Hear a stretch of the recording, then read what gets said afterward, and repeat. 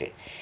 প্রথমেই দেখে নেওয়া যাক, শূন্য স্থানে সঠিক উত্তরটি বেছে নিয়ে লেখো।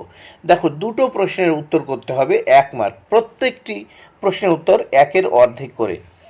তাহলে 1-এর ক দাগের প্রশ্ন দেখো, আশা দাদা শূন্যস্থানে হবে ঢাকা থেকে এলো। আশা দাদা কোথা থেকে এলো? শূন্যস্থানে হবে ঢাকা থেকে এলো। আশা দাদা ঢাকা থেকে এলো।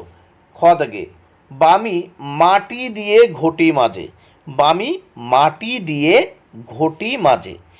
এরপর আমরা দেখব, দেখো 2 দাগে, 2 দাগে কি বলেছে? ক ও খ খোপের কথা মিলিয়ে লেখো। দেখো, ক ও খ খোপের কথা মিলিয়ে লিখতে বলেছে। এখানে দেখো বলছে যেরকম আমি আসি, উত্তর হবে।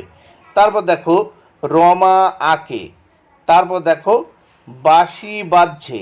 তারপর আম পাকে। এখানে দেখো আমরা খোপে মিলিয়ে লিখে দিয়েছি। দেখো আমি আসি, তারপর খ দাগে দেখো এগুলো পরপর লিখে দিয়েছি। রমা আঁকে, এখান থেকে এই যে বক্স রয়েছে এই বক্স থেকে কিন্তু আমরা কথাগুলো মিলিয়ে নিয়ে লিখেছি। দেখো আমি আসি, রমা আঁকে, বাঁশি বাজছে, ঘ আম পাকে, এগুলো কিন্তু মিলিয়ে আমরা সেন্টেন্স বা বাক্য তৈরি করেছি।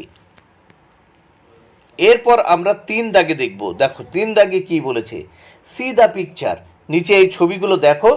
Add letter and make meaningful words, এবং লেটার বা অক্ষর যোগ করো এবং মিনিংফুল অর্থযুক্ত শব্দ তৈরি করো। One is done for you. এখানে দেখো এক্স দিয়ে আছে অক্স, এখানে দেখো এটি হচ্ছে বক্স মানে বাক্স।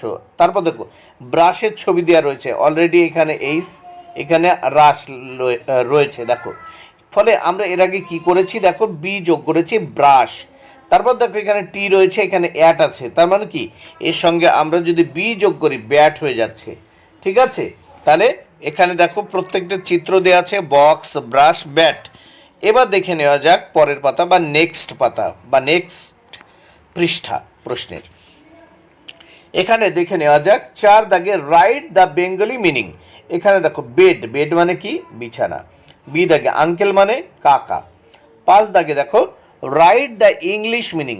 দেখো এখানে এ দাগে আছে মাদুর, এর ইংরেজি হচ্ছে ম্যাট, ম্যাট মানে মাদুর।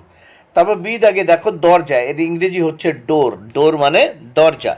এরপর আমরা দেখে নেব 6 দাগে। 6 দাগে কি বলেছে? 6 দাগের ছবিগুলো তোমরা আগে ভালো করে দেখে নাও। এখানে 6-এর কতে দেখো পায়রার ছবি দেওয়া আছে, পায়রার পা আছে কটি? পায়রার 2টি পা আছে। খ দাগে দেখো অটোর চাকা, অটোর চাকা আছে কটি? দেখো 3টি। তারপর দেখো গরু, গরুর পা আছে কটি? 4টি। ঘ দাগে দেখো আম, আমে আটি আছে কটি? 1টি। আমে আটি আছে কটি? 1টি।